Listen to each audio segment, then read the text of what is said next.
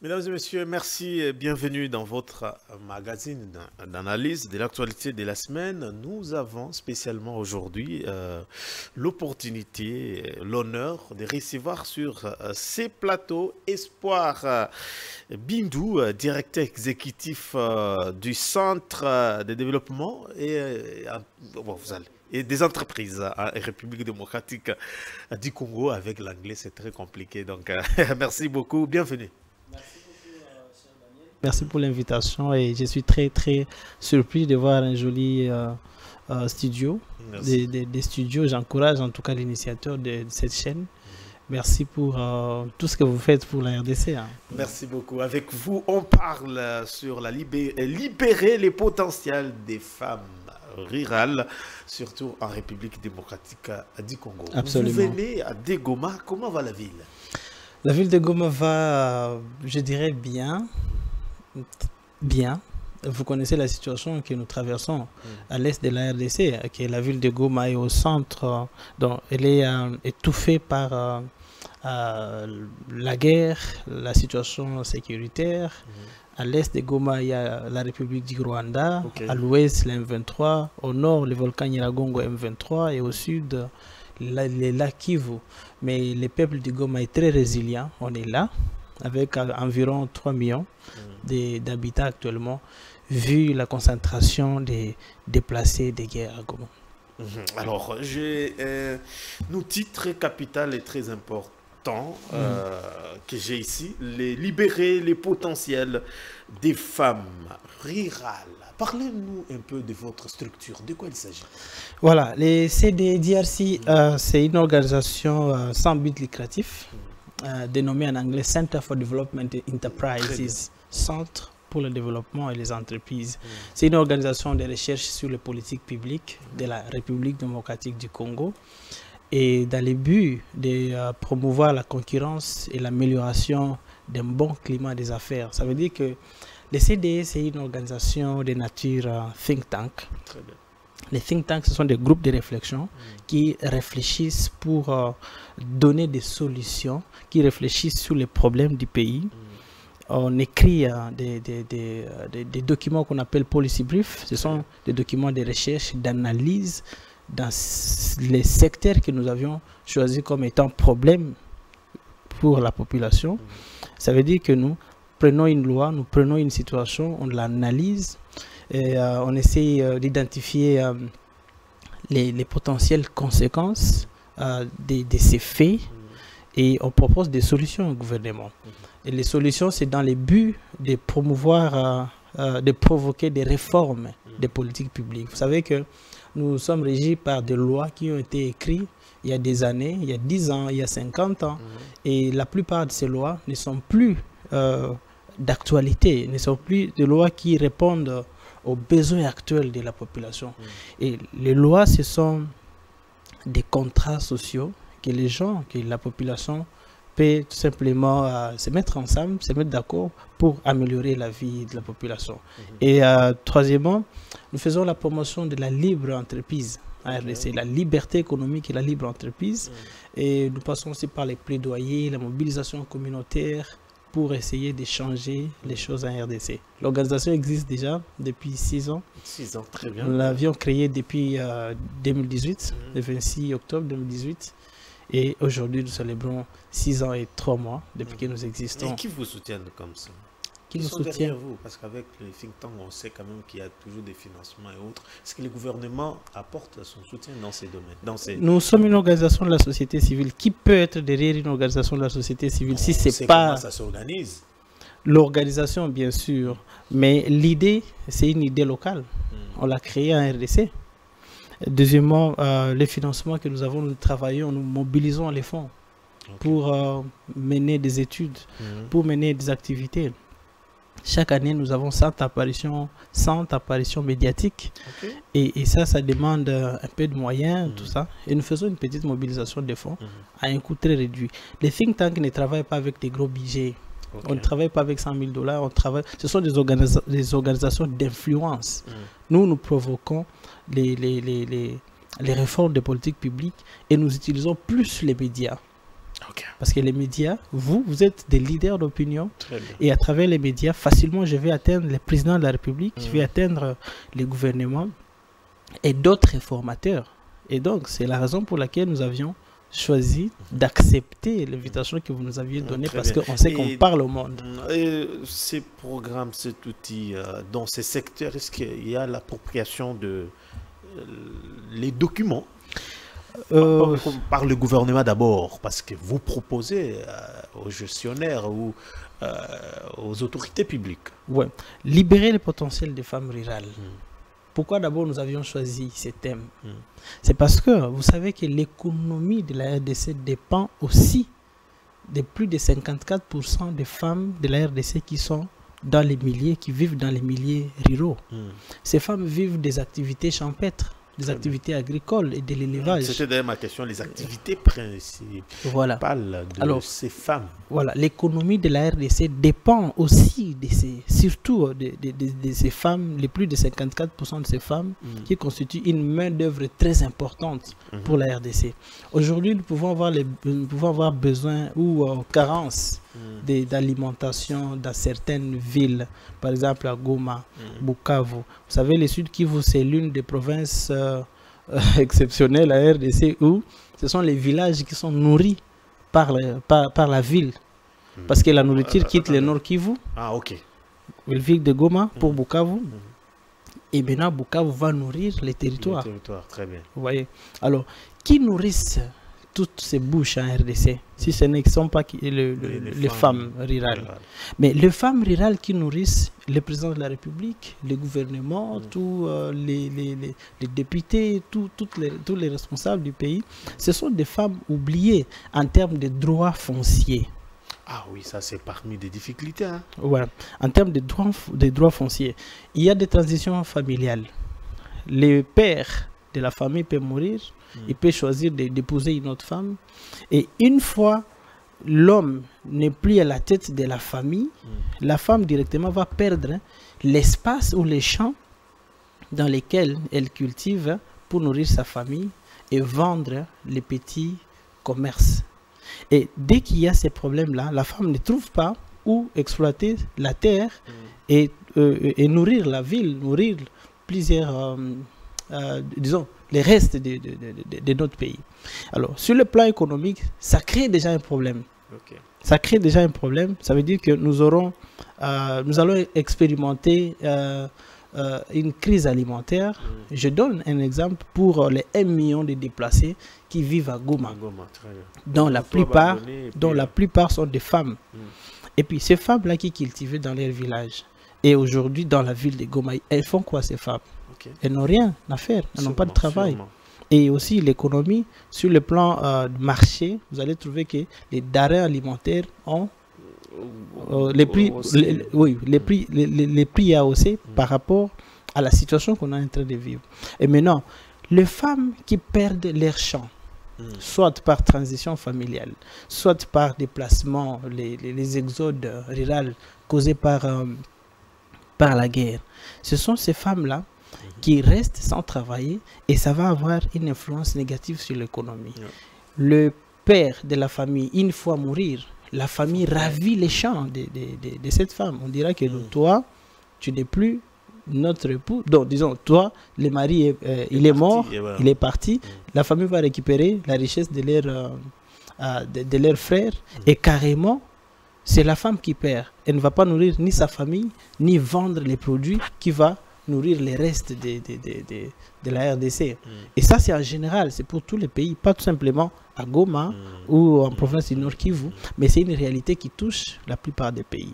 Et à travers ces projets, nous voulons que les gouvernements congolais et surtout les parlements puissent voter une loi, proposer une loi et voter une loi en faveur une loi de la protection des droits fonciers de la femme congolaise. Ça va sécuriser la terre où la femme exploite ses activités agricoles. Ça va protéger aussi l'économie congolaise et sur le plan social, dans les aspects plus élargis, ça va résoudre l'ensemble des conflits que nous connaissons. Absolument. ça c'est une activité que nous avions organisée l'année passée. C'est dans le cadre d'un projet libre entreprise pour les femmes congolaises. Ça, c'est un projet qui militait pour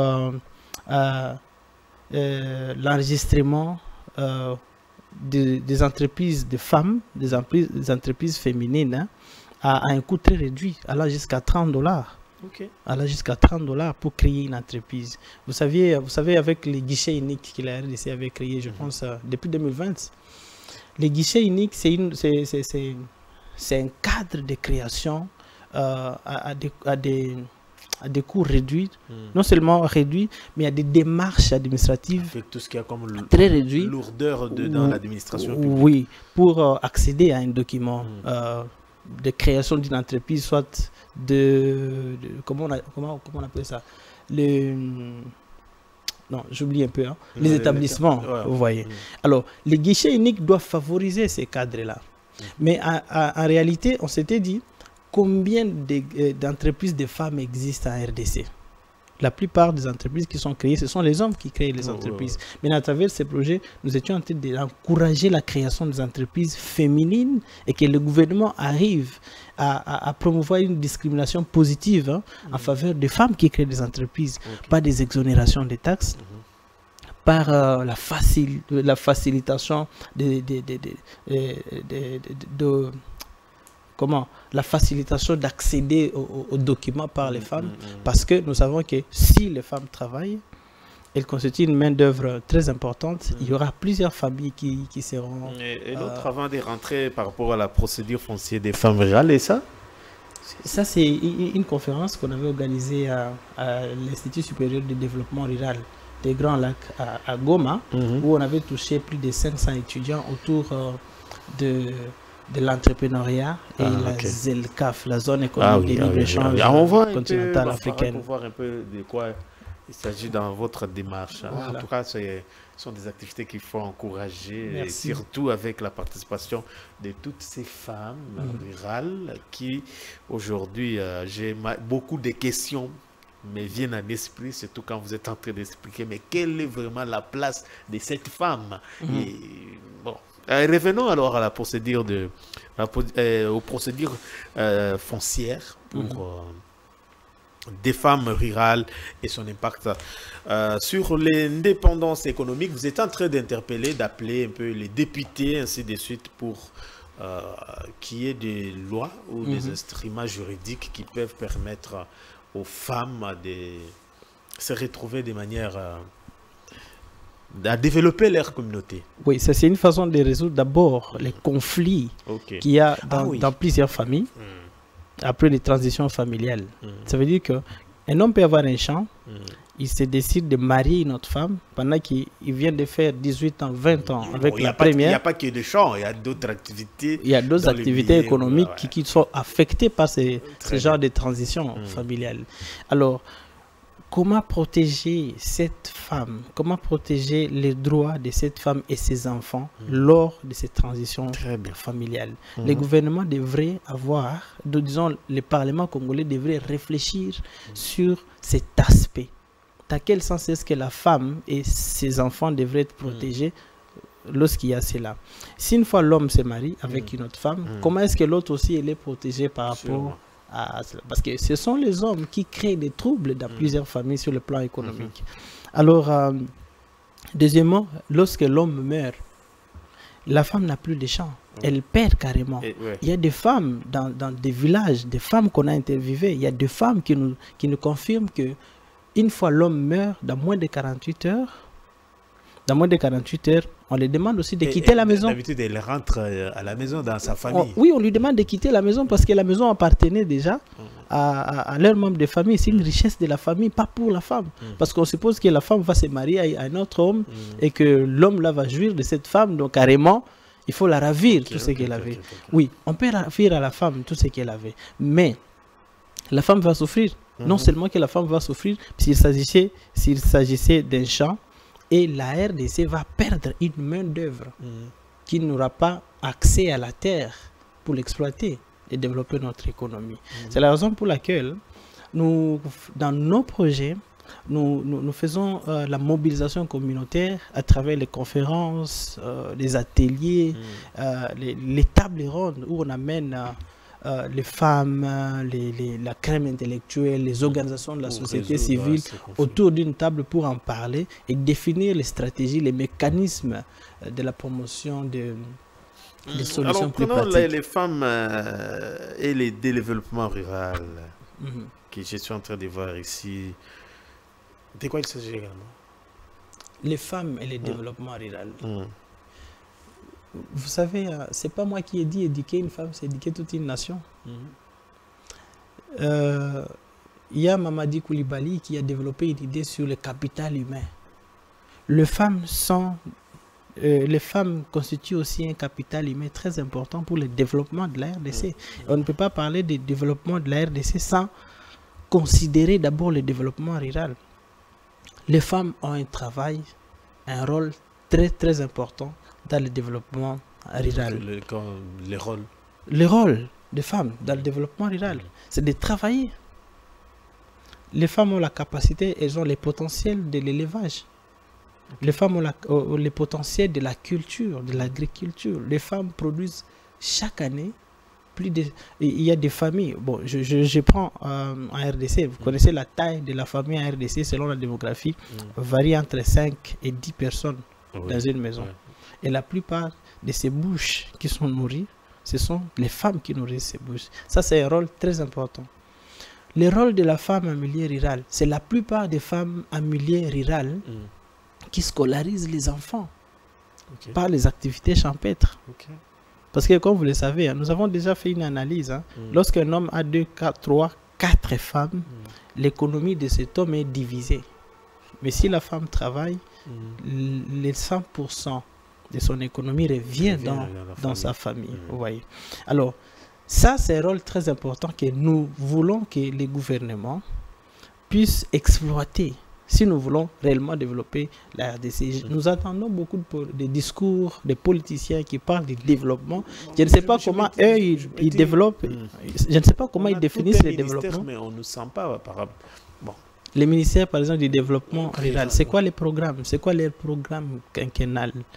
Ça, c'est quelque chose que nous devons tous savoir. Et ce que je déplore pour nos gouvernements, les gouvernements, pas seulement le gouvernement actuel, mais d'autres gouvernements qui sont passés, c'est qu'ils ne sont pas plus redevables en termes de communication avec la base.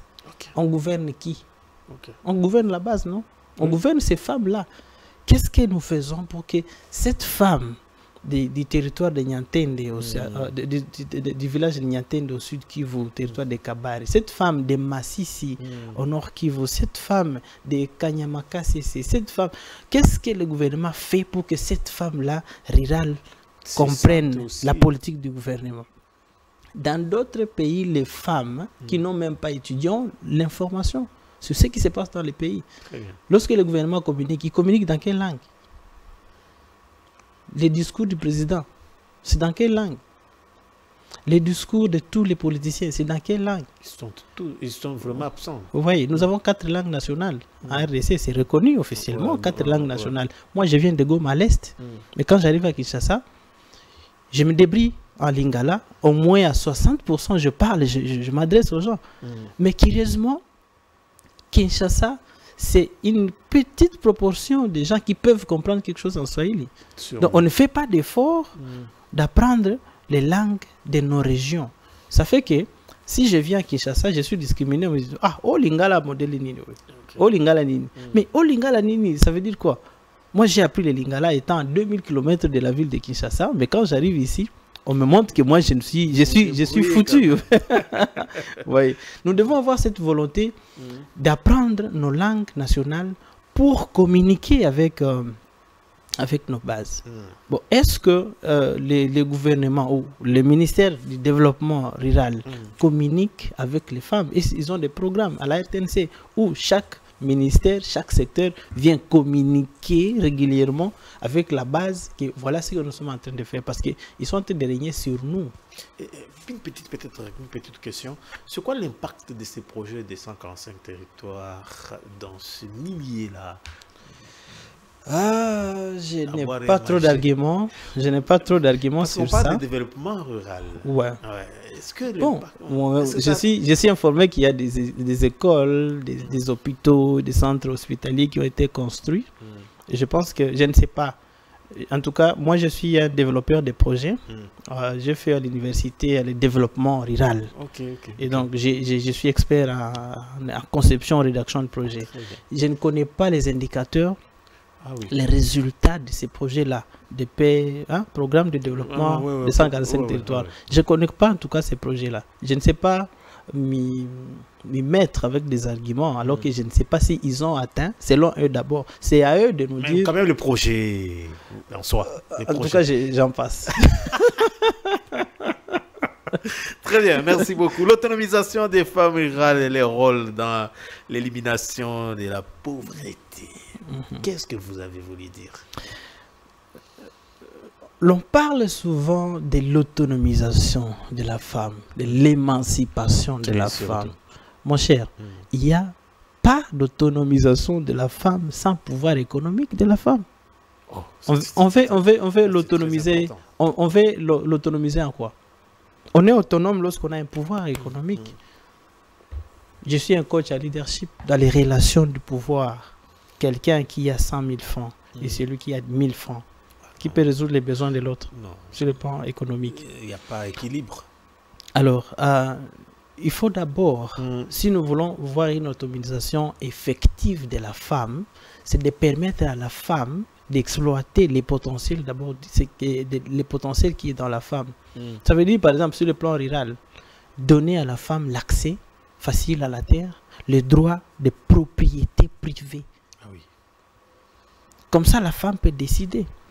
Je vais vous surprendre. Il y a dans certains villages à RDC où, si la femme a travaillé avec des petites activités économiques, elle gagne de l'argent, elle peut réaliser autour de $800 ou $1000, $1500.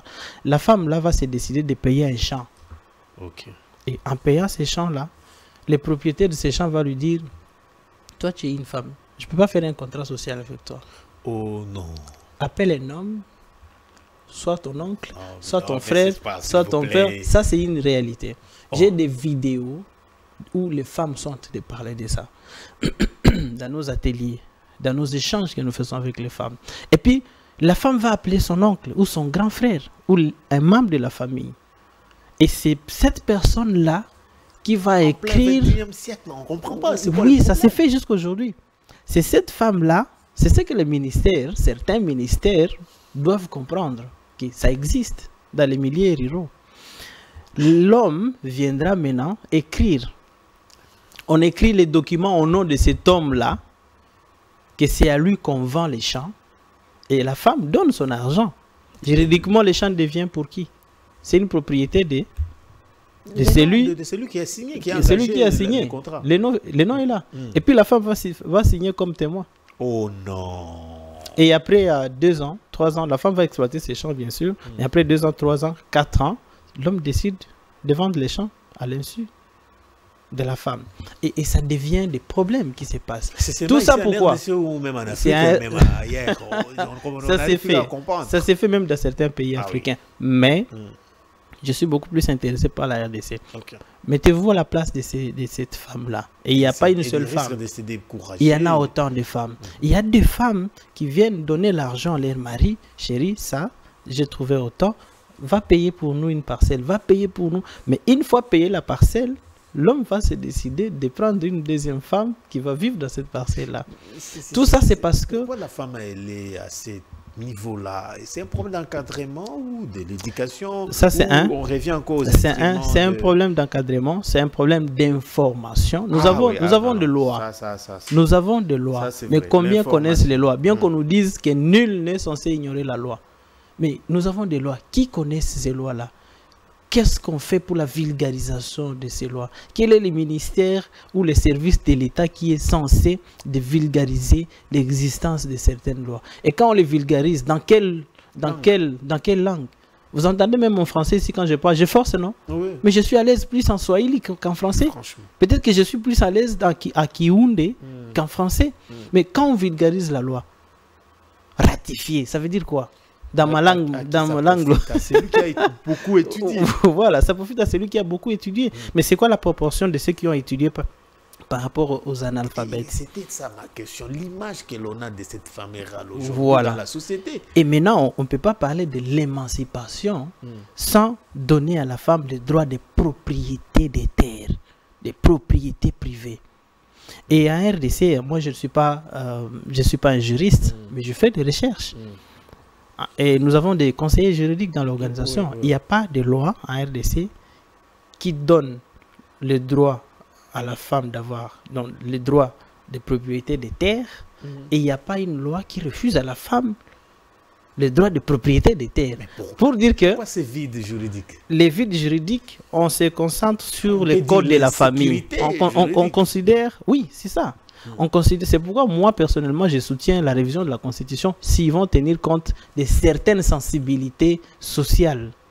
Ah oui, ça c'est... Les codes de la famille, on dit bon, ça protège la femme, ça va, dans les cas de mariage, tout ça, c'est bon. Mais sur le plan social, dans la pratique des normes sociales dans la société, à la base, les chefs coutumiers sont là, ils jouent les rôles. Est-ce que les lois sociales, les normes sociales protègent cette femme-là? Bien sûr que non. Qu'est-ce qui pousse à l'homme de ne pas signer un document pour la femme et il faut appeler un autre homme qui va signer? Ouais. Qu'est-ce qui pousse ça? Est-ce que c'est la loi congolaise, c'est la Constitution? Non. Est-ce que c'est le code de la famille? Mais les normes sociales. C'est autour de ces choses qu'il faut beaucoup travailler pour essayer de trouver une solution. Très intéressant, je suis en train de poursuivre. Le quatrième point, c'est le leadership de la femme rurale et participation à la prise des décisions publiques et à niveau des organisations paysannes. Le leadership de la femme, la capacitation. On est toujours à la base. Ouais, la capacitation de la femme. Moi, je suis technicien en développement rural, TDR. Je comprends qu'il n'y a pas de développement parce que ceux qui viennent des villes, ils viennent des milieux ruraux. Oui. Ils font l'exode rural. Ouais, la plupart des députés nationaux ici, qui sont ici, ils viennent d'où? Pour être à Kinshasa. Ils viennent dans la brousse. Ils viennent dans la brousse. Et ce sont eux d'ailleurs qui doivent plus comprendre ces genres de leçons. Moi, je me dis peut-être qu'il y a aussi un petit problème, pas de leadership, mais la capacité de recherche ou la volonté de vouloir apprendre plus pour parler au nom de là où les gens sont. Ouais. Et on n'a pas besoin de parler au nom de là où nous sommes sortis. Ils sont députés. Ils ont la possibilité de séjourner à Lubumbashi pendant qu'ils viennent du Nord Kivu. Ils ont les moyens pour faire ça. Ces projets, ça touche toute la RDC. Mais nous, on n'est pas. D'abord, nous, on n'est pas députés. On n'est pas politiciens. Et on ne peut pas être financé par des politiciens. On n'accepte pas les financements de politiciens de peur qu'on commence à parler sous les hauts patronages. De peur qu'on édicte les rapports pareils. Vous voyez? De peur qu'on édicte les résultats des rapports pareils. Alors, nous restons au milieu, juste au milieu, comme société civile. Mais nous parlons au nom de toutes les femmes de la RDC. J'avais dit 54% des femmes en RDC vivent dans les milieux ruraux. Ça, c'est ce que les députés, normalement, ce que nous faisons, c'est le travail des députés. Mais ils ne le font pas. Pourquoi? Parce qu'ils ne veulent pas prendre conscience de ces éléments-là. Et la plupart des députés ne sont même pas informés des situations qui se passent. Ouais. Un député ne peut pas être au bureau. Les députés, c'est la résultante du peuple. Oui, ils viennent de la population, ils viennent de la base. Mais je vais déplorer certaines attitudes des députés. Vous voulez contacter un député, lui, il a déjà des attentes. Il pense que vous venez pour l'argent. Ah oui, ça c'est vrai. Et surtout quand vous lui parlez de ce genre de projet, il pense qu'il doit dépenser. Il pense qu'il doit dépenser. Un rôle à interpeller. Bon, ok. Et s'ils ont peur de dépenser, les rôles de l'argent, c'est quoi? C'est la consommation. Il faut dépenser. Quel que soit, vous dépensez négativement ou négativement, mais il faut dépenser.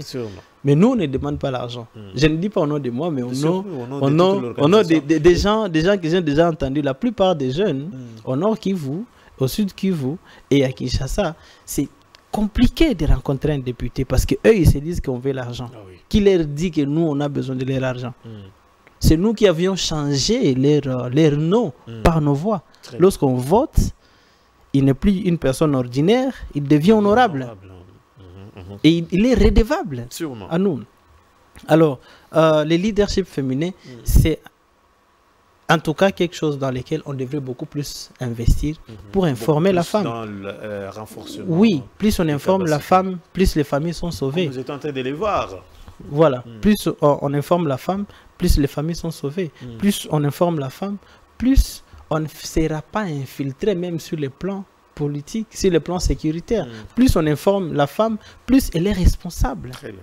Vous voyez, vous savez qu'une femme sans information, Azaka Elengite, hein, ah oui, sûrement. Azaka Elengite, hein, attend la situation Moussousou, Azaka Elengite. Vous voyez. Et donc, pour moi, pour l'organisation CDE, nous voulons à ce qu'on investisse aussi dans le leadership féminin. Et ça doit passer par les programmes des ministères, des programmes de tous les secteurs du développement de la RDC. Ok, je vois une division inégale des tâches.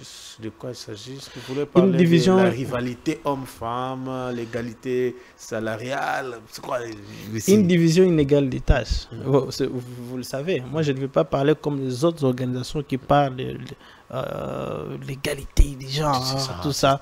Bon. Parce que pour moi, ça importe peu, l'égalité du genre, parce que Dieu lui-même en a déjà établi. Dieu n'a pas discriminé la femme. Très bien. Dieu a dit, la femme, c'est l'aide pour l'homme. Dieu a considéré les potentiels de la femme pour relever les défis de l'homme. Vous savez, depuis les années 1990, la RDC, à l'époque Zaïre, c'est l'année dans laquelle, ce sont les années dans lesquelles la RDC a commencé à observer des crises politiques, des crises sécuritaires. Sûrement. Beaucoup de hommes ont perdu le travail. Les hommes ont perdu le travail. L'État ne pouvait plus engager certains hommes pendant ces déséquilibres-là. Et ce sont les femmes qui ont pris la relève de l'économie familiale, de l'économie de la RDC. Et donc Dieu lui-même d'abord a considéré la femme par cette parole-là. Et aussi, les femmes ont prouvé de quoi est-ce qu'elles sont capables dans la résilience économique de la RDC. C'est la raison pour laquelle nous nous disons, nous, que dans la division des tâches, il y a une inégalité. Les inégalités, vous le connaissez, vous venez de plusieurs familles. Il y a des travaux qu'on limite aux femmes et des travaux qu'on limite aux hommes. Alors, qu'est-ce qu'on gagne pendant ces moments? Vous savez, une femme qui n'a pas travaillé depuis son jeune âge, et puis mariée, et puis le mari va mourir 10 ans plus tard, et avec 10 enfants avec lesquels la femme est restée, vous savez la suite, les koulouna. Ça devient maintenant la famille, hein, ces enfants deviennent un danger pour la société. Et je pense que même le gouvernement a du mal à gérer ce genre de personnes. C'est pourquoi ils ont créé un programme de Kanyamaka, c'est là-bas où ils ont envoyé beaucoup de Koulouna. Mais ça, c'est pour seulement Kinshasa. Est-ce qu'ils ont pris les Koulouna de Goma, Bukavu, Ouvira, tout ça? C'est un problème très sérieux. Donc, la plupart des problèmes que nous avons, même l'insécurité, viennent de familles. Parce qu'il y a d'abord discrimination, il y a inégalité dans la division des tâches, inégalité dans la considération des gens. Et aussi les conflits identitaires. Très bien. On en a déjà parlé sur les souhaits d'une loi spécifique. Ouais. On avait déjà beaucoup parlé. Ouais. Je pense que dans les systèmes juridiques, on en a déjà parlé. Les cadres à soutien, oui, c'est pratiquement... le même, c'est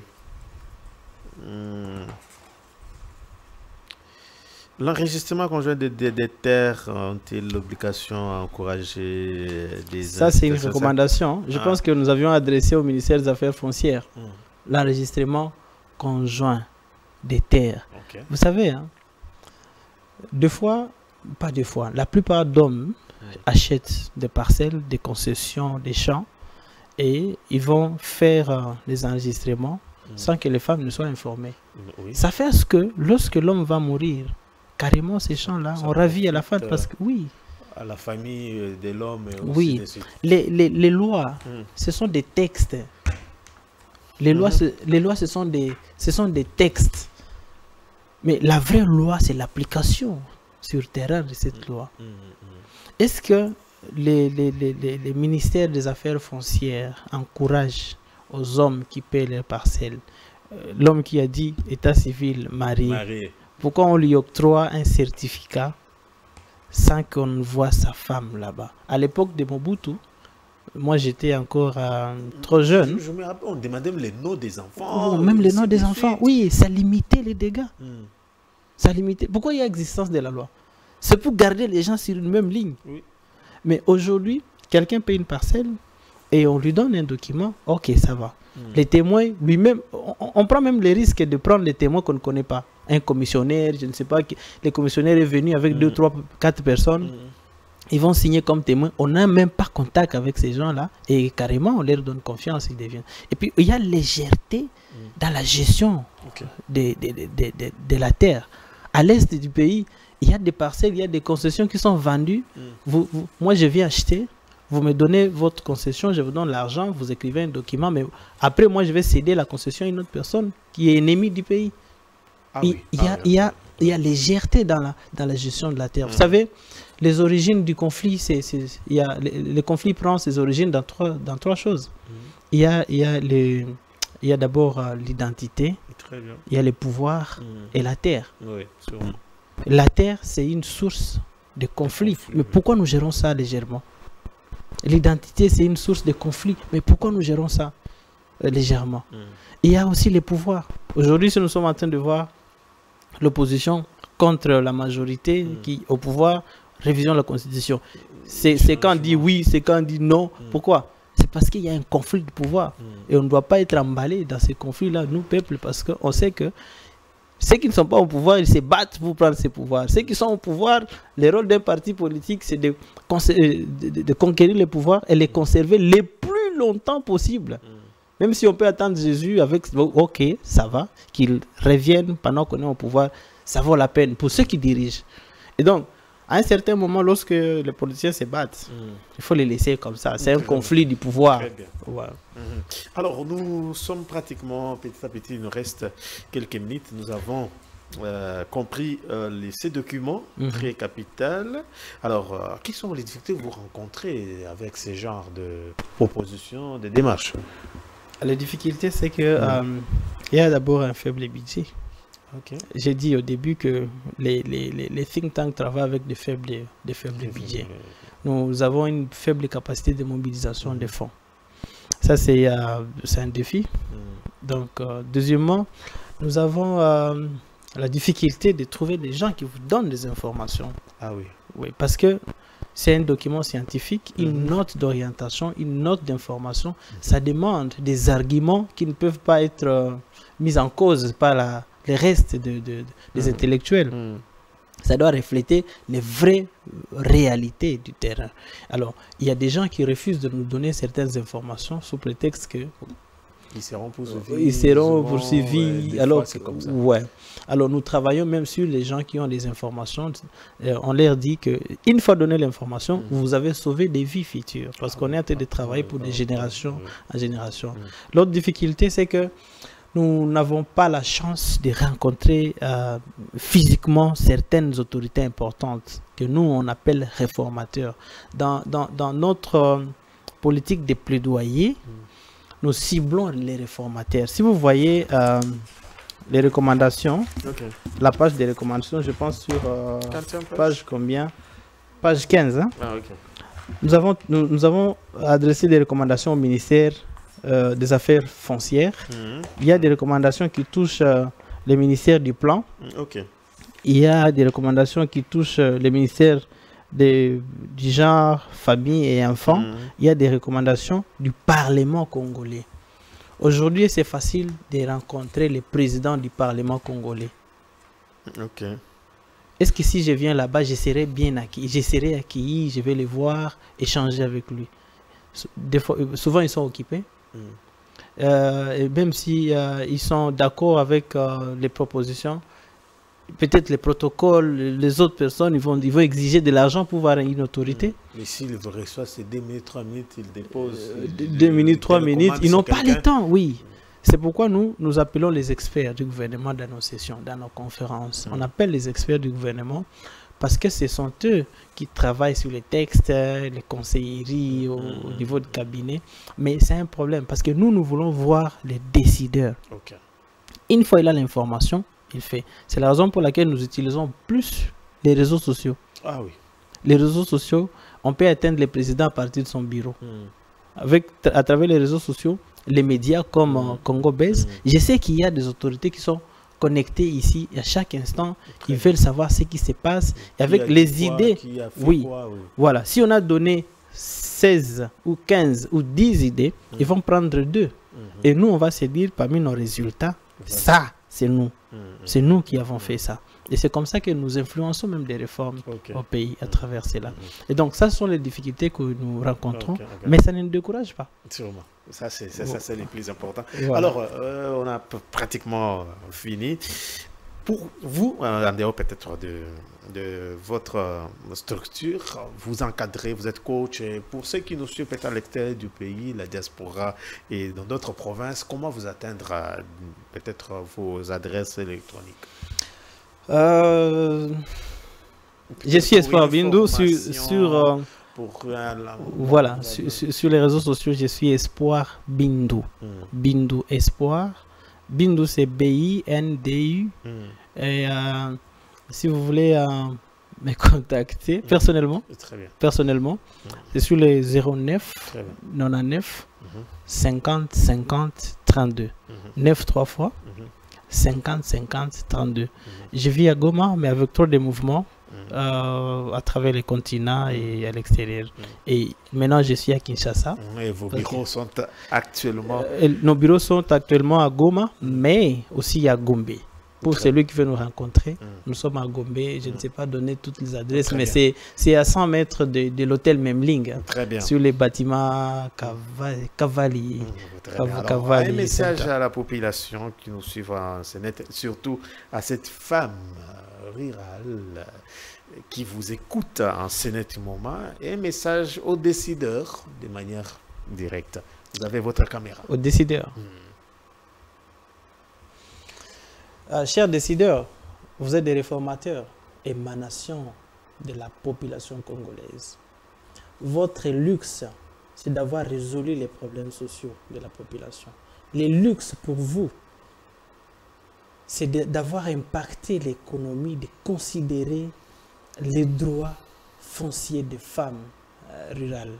Votre luxe, c'est de pouvoir rencontrer les peuples qui ont besoin de vous. Je vous rappelle, je vous dis une chose, chers autorités. En 2018, j'ai vu un jeune de 29 ans du territoire de Lubero qui n'avait jamais vu un ministre de ses propres yeux. Il y a des réalités qui se passent sur le terrain. Vous ne nous donnez pas la chance de rêver grand. Vous ne nous donnez pas la chance d'aller plus loin. Vous ne nous donnez pas la chance de pouvoir aussi connaître ce qui se passe dans le pays. Soyez plus proches de nous. Parlez-nous. Communiquez avec nous dans nos langues locales pour que nous soyons plus responsables et qu'après vous, qu'il y ait des responsables qui vont aider ces pays à améliorer et aller au-delà de vos limites, au-delà de tout ce que vous avez déjà réalisé. Sinon, voilà, c'est ce que je peux dire. Merci pour votre gouvernance, la sensibilité aux réformes que nous sommes en train de vous demander. Et nous espérons que vous serez plus responsables dans le cadre de suivi de vos décisions que vous prenez. Parce que vous avez aussi un problème. Vous sortez des décisions que vous-même, vous ne faites pas les suivis. Et ça devient un problème sur le plan de l'applicabilité de vos mesures. Merci beaucoup pour votre attention et votre sensibilité du cœur. Je suis Espoir Bindu, directeur exécutif du CDE-DRC, Center for Development and Enterprises, que vous pouvez trouver facilement sur www.cdedrcongo.org, qui est facilement ici, vous pouvez retrouver.